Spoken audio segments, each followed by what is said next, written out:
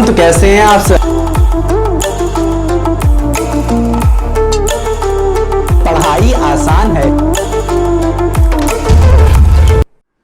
तो बच्चों, अब जो स्टार्ट होने वाला है वो हम लोग यहां पे पढ़ेंगे, वेव नेचर पढ़ेंगे, वो भी मैटर का। मैटर मतलब समझ रहे हैं, ये मार्कर, मैं समझ रहे हैं कि नहीं, हर एक चीज, आपके दोस्त, ठीक है, आपके माता पिता, ठीक है, आपके फ्रेंड, हर लोग, हर इंसान क्या है, वेव है। मतलब हर एक मैटर वेव है। ठीक है, क्या है, वेव है, वो देखेंगे हम लोग यहां पे। समझ में आ रहा है कि नहीं? देखिए, वेव नेचर ऑफ मैटर, ये किसने प्रूव किया? प्रूव नहीं कह सकते, एक हाइपोथेसिस दिया।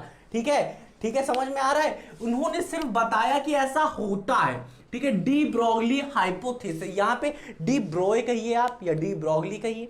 ठीक है, डी ब्रॉय एक साइंटिस्ट थे जिन्होंने ये हाइपोथेसिस दिया था कि एवरी मूविंग पार्टिकल, ठीक है, वो क्या करेगा, एवरी मूविंग पार्टिकल, अगर हम मूव कर रहे हैं तो हम भी क्या है, एक वेव है। ऐसी वेव को मैटर वेव कहा गया। क्या कहा गया? मैटर वेव कहा गया। अभी तक अभी अभी हम लोगों ने क्या पढ़ा है? Photo electric effect. अभी अभी हम लोगों ने पढ़ा है क्या? Photo electric effect. ये किसने प्रूव किया था? आइंस्टीन साहब ने। कब प्रूव किया है? 19th सेंचुरी में, 1905 में प्रूव किया। उससे पहले ये माना जा रहा था, क्या उससे पहले 16th सेंचुरी में, 17th सेंचुरी ये माना जा रहा था बच्चों कि लाइट क्या है, वेव है। हाँ कि ना, समझ में आ रहा है? Light has a particle nature, अभी हम लोग पढ़ के आए हैं फोटो इलेक्ट्रिक इफेक्ट से। बट बच्चों 16th 17th सेंचुरी में अभी तक माना जा रहा था कि लाइट क्या है, एक वेव है। क्यों? क्योंकि इंटरफेरेंस, डिफ्रैक्शन, पोलराइजेशन, ये सब प्रूव कर दिया गया था। समझ में आ रहा है कि नहीं? अभी अभी हम लोगों ने देखा 1905 में प्रूव किया गया, 19th सेंचुरी में, कि इसके पास क्या होता है, एक पार्टिकल नेचर भी होता है। हाँ कि ना, जिसे फोटो इलेक्ट्रिक इफेक्ट भी कहते हैं। साथ ही साथ ब्लैक बॉडी रेडिएशन, मतलब ये भी एक एक्सपेरिमेंट है। समझ में आ रहा है? जो कि तभी प्रूव हो सकता है जब हम लोग माने इसके पास क्या है, पार्टिकल नेचर है। समझ में आ रहा है? इसके पास क्या है, पार्टिकल नेचर है, अगर हम लोग ये चीज माने। ठीक है, अब आए हमारे डी ब्रोगली साहब। अभी तक माना क्या गया कि इसके पास वेव नेचर है, इसके पास पार्टिकल नेचर है। किसके पास? लाइट के पास। सिर्फ लाइट मतलब क्या, फोटॉन्स।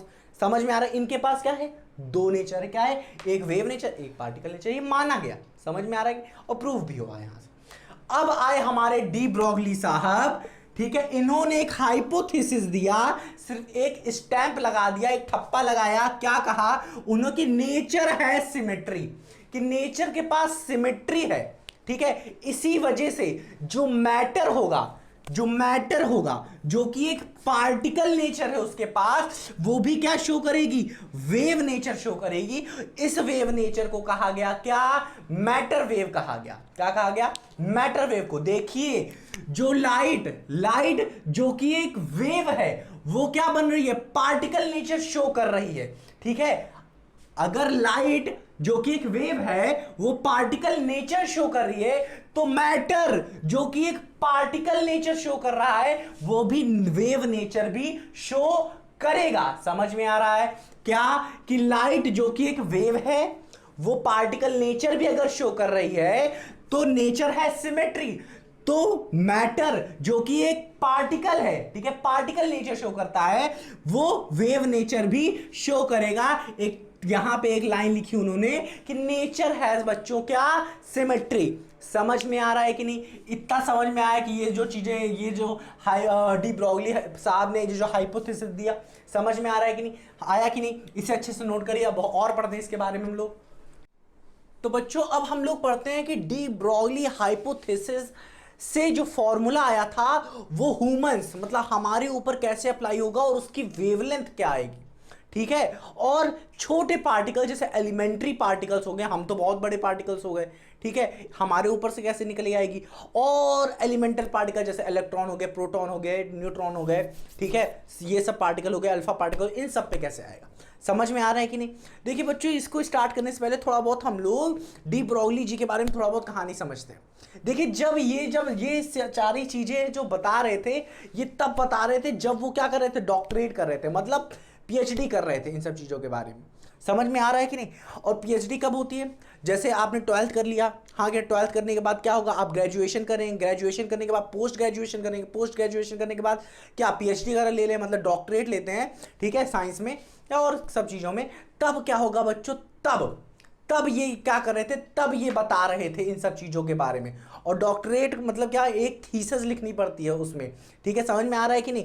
थीसिस, अगर थीसिस आपकी गलत होगी तो फिर से आपको 4 साल और देना रहेगा, ठीक है, समझ में। उसी दौरान इन्होंने क्या किया, उसी 4 साल मतलब थीसिस जब दे रहे थे तो उसी में इन्होंने ये चीज बताई कि एवरी मूविंग पार्टिकल, या नेचर है सिमेट्री मैंने बताया ना, has a wave associated with it. समझ में आ रहा है कि नहीं। इसी वजह से इनको नोबेल प्राइज भी मिला था इस पे, समझ में आ रहा है कि नहीं कि, और इसको प्रूव करने वाले कौन थे, डेविसन एंड जर्मन एक्सपेरिमेंट, जो भी पढ़ाएंगे हम आपको। साथ ही साथ जेपी थॉमसन, जो कि किसके बेटे थे, जे थॉमसन के, जो मैं अभी बता दिया हूं आपको, ठीक है, समझ में आ रहा है कि नहीं।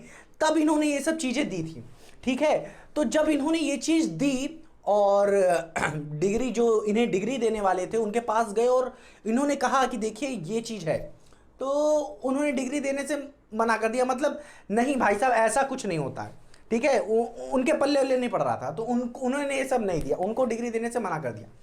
तो फिर बाद में वहाँ के उस समय के जो सबसे अच्छे साइंटिस्ट थे, मतलब एल्बर्ट आइंस्टाइन, तब वो आए और इनके इक्वेशन को देखा, इनके समझा कि nature has symmetry and every moving particle has a wave nature associated with it. तो इन्होंने कहा, एल्बर्ट आइंस्टाइन ने, बंदे की बात में दम तो है, ठीक है, बंदे की बात में दम तो है, ये बात तो सही कह रहे हैं, दे दी जाए इसको डिग्री। तो इसको दे दिया गया डिग्री। बट अभी भी जो वहाँ पे जो न्यू साइंटिस्ट थे, वहाँ पे न्यू साइंटिस्ट क्या, वो जो साइंटिस्ट थे वहाँ पे बहुत सारे, अब कह रहे हैं भाई साहब अभी अभी ये लौंडा आया है और भाई इसने बता दिया ये सब चीज़ें, ठीक है, हम मान कैसे ले, कोई प्रूफ भी नहीं दे रहा ये, ठीक है, तो प्रूफ तो दो कुछ, हाँ कि ना। ये जो वेव वेव वेव वेव तुम बता रहे हो, ये वेव है कहाँ, ये तो दिखाओ तुम। तो इन्होंने दिखाया कैसे, ये देखिए, इन्होंने कहा फॉर ह्यूमंस, वो ये भी तो कह रहे हैं हम भी वेव हैं, हाँ कि ना, हम भी वेव हैं, तो बताइए तो वेव, जो वेव है वेवलेंथ क्या है उसकी, ये तो बताइए हमें। तो इन्होंने कैसे अपने आप को बचाया या क्या है, देखिए क्या हुआ। मान लेते हैं ह्यूमन है, ह्यूमंस के लिए लगाया, मतलब हम लोग के लिए, मान लेते हैं मोटू पतलू जो भी आप मान लीजिए ये क्या है, ठीक है, जिसकी वेट मान लेते हैं, जिनका वेट है 100 kg, आप अपने हिसाब से मान लीजिए, ठीक है, कैलकुलेशन के हिसाब से मैंने मान लिया है जिससे आसानी से कैलकुलेट हो जाए। ये है 100 kg, जो कि दौड़ रहा है क्या, 10 मीटर पर सेकंड से मूव कर रहा है, moving particle has a wave nature, तो इनके पास वेव भी होगा, जिसको इन्होंने lambda by H upon P के हिसाब से कहा। और पी की वैल्यू क्या होती है, एम वी होती है, एम ये है, वी वेलोसिटी है, ये रख दिया हमने। जब इसे हमने कैलकुलेट किया, हाँ कि ना, ये क्या हो जाएगा, 10⁻³ हो जाएगा, और ये 3 ऊपर चला जाएगा, तो 6.626 इंटू 10⁻⁻37 मीटर, समझ में आया कि नहीं, ये आ जाएगा। इज इक्वल्स टू, अगर एंगस्ट्रॉम में चेंज कर रहे हैं तो कैसे हो जाएगा, ये 6.62, 1 एंगस्ट्रॉम कितना होता है, इज इक्वल्स टू 10⁻⁻10, हाँ कि ना, समझ में आ रहा है कि नहीं, -10 मीटर होता है, समझ में आ रहा है कि नहीं, हाँ कि ना। तो इस ऐसे ही हम लोग इसको चेंज कर देंगे तो एंगस्ट्रॉम में कितना आ जाएगा, 1.626 इंटू 10⁻⁻27 एंगस्ट्रॉम आ रहा है। इतना छोटा भाई, जिसको डिटेक्ट ही नहीं किया जा सकता है, डिटेक्ट कितना किया जा सकता है, 0.01 एंगस्ट्रॉम तक, और आ क्या रहा है 6.626 इंटू 10⁻⁻27 एंगस्ट्रॉम तक आ रहा है, समझिए बात को। तो इन्होंने कहा ये जो है, ये जो हमारे पास लैम्डा की वैल्यू आ रही है, वेवलेंथ, ये बहुत बहुत बहुत बहुत बहुत स्मॉल आ रही है, बहुत ही ज्यादा, जिसको हम लोग डिटेक्ट नहीं कर सकते, ठीक है, समझ में आ रहा है। तो इन्होंने कहा वेरी वेरी स्मॉल होती है इस लैम्डा की वैल्यू, इसी वजह से हम लोग इसे डिटेक्ट नहीं कर सकते। अगर कर सकते हैं तो भाई साहब कर लीजिए आप, ठीक है, हम तो बता रहे हैं नहीं हो सकता है, ठीक है, अगर आप कर सकते हैं तो कर लीजिए, ठीक है। इन्होंने ये चीज बता कह दी और बच गए, हाँ कि ना। और इन्होंने कहा हाँ भाई ऐसा होता है, ठीक है, डी ब्रोगली साहब ने कहा हाँ ये है, समझ में आ रहा है कि नहीं। अब इन्होंने कहा चलिए ठीक है, बड़े पार्टिकल्स के लिए तो आपने बता दिया, अब छोटे पार्टिकल के लिए देखते हैं कि हाँ कि आ रहा है कि नहीं, कि सिग्निफिकेंट आ रही है कि नहीं, मतलब सिग्निफिकेंट वैल्यूज आ रही है कि नहीं लैम्डा की, ठीक है। तो इन्होंने देखना शुरू किया, इन्होंने कहा चलिए इसके लिए हमने निकाल दिया, बड़े बड़े लोगों के लिए निकाल दिया, ठीक है। अब देखते हैं एलिमेंटल पार्टिकल। देखिए एक बात याद रखिए, हम यहीं पे बता दे रहे हैं कि जो डी ब्रोगली जी का जो हाइपोथेसिस है ये सही है, ठीक है, समझ में आ रहा है कि नहीं, और इसको प्रूव भी कर दिया गया। अब इनका जो हाइपोथेसिस है ये ना एलिमेंटल मतलब स्मॉल पार्टिकल्स के लिए बड़े धड़ल्ले से लगता है, बहुत ही अच्छे से लग जाता है, ठीक है, समझ में आ रहा है कि नहीं। तो यहां पे फॉर एलिमेंटल पार्टिकल मान लेते हैं इलेक्ट्रॉन, इलेक्ट्रॉन हो गया, प्रोटॉन हो गया, अल्फा पार्टिकल्स हो गए, ठीक है, ये सब एलिमेंटल पार्टिकल्स हैं। तो ये जो पार्टिकल है हमारा इलेक्ट्रॉन, इसका मास कितना है, इतना होता है, और मान लेते हैं इसकी वेलोसिटी 10⁶ मीटर पर सेकंड से जाता है, 10⁴ मीटर पर सेकंड भी आप ले सकते, कोई दिक्कत नहीं, ठीक है, समझ में आया कि नहीं। अब इन सब वैल्यूज को मैंने उठा के यहाँ पे पुट किया, एच की वैल्यू 6.626 इंटू 10⁻⁻²4 जानते हैं आप। पी की वैल्यू क्या है, मास इंटू वेलोसिटी, मास ये है, वेलोसिटी ये है, इसको पुट किया। जब इसे सॉल्व करें हम तो ये अप्रोक्सीमेटली आया हमारा लेमडा की वैल्यू 7.33 इंटू 10⁻⁻10 मीटर, और 1 मीटर क्या 10⁻⁻10 मीटर कितना होता है, 1 एंगस्ट्रॉम होता है। तो सीधे सीधे ये चेंज जाएगा किसमें, 1 एंगस्ट्रॉम में, इसको चेंज कर देते हैं। तो हमारे पास अप्रोक्सीमेटली हम कह देंगे कि लेमडा की वैल्यू, जो अप्रोक्स लेमडा की वैल्यू आई है वो कितनी आई है, 7.33 एंगस्ट्रॉम, हाँ कि ना आया। तो ये मेजरेबल है, इसे मेजर कर सकते हैं, समझ में आया कि नहीं।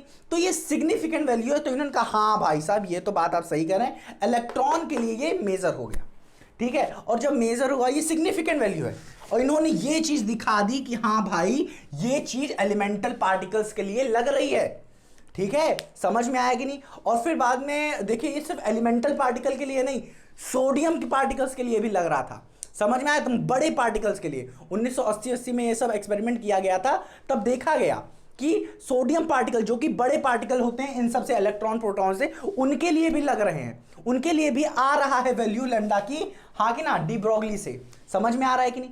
ये सब चीजें इन्होंने अच्छे से बताई, समझ में आया कि नहीं।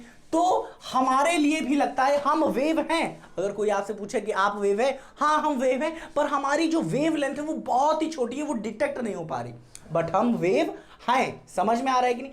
और एलिमेंटल पार्टिकल्स के लिए डी ब्रोगली जी का हाइपोथेसिस बड़े धड़ल्ले से लग जा रहा था, हाँ कि ना, जो कि अच्छे से आ रहा था। तो अगर आपको कोई मूविंग पार्टिकल मिले, क्वेश्चन में अगर कोई दिया हो कि कोई पार्टिकल मूव कर रहा हो, ठीक है, उसकी आपको क्या दिया हो, मोमेंटम दिया हो, और आपसे अगर उसको वेव पूछ रहा हो, इसका वेवलेंथ पूछ रहा हो, तो आप इस फॉर्मूले से निकाल के दे सकते हैं। समझ में आ रहा है कि नहीं, हाँ कि ना, समझ में आ रहा है। क्या इन्होंने कहा डी ब्रोगली जी ने कि एवरी मूविंग पार्टिकल, देखिए इन्होंने ये नहीं कहा कि लाइट वेव है, इन्होंने ये नहीं कहा कि लाइट पार्टिकल है, ठीक है, तो इन्होंने सीधा सीधा कहा जो फोटोन है वो पार्टिकल है, अगर वो मूव करेगा, क्या, अगर वो मूव करेगा तो उसके पास वेव नेचर आ जाएगा, समझ में आया। तो इसीलिए इन्होंने कहा every moving particle has a wave associated with it, लगाया क्या, मूविंग, समझ में आया कि नहीं, इतना समझ में आया, हाँ कि ना।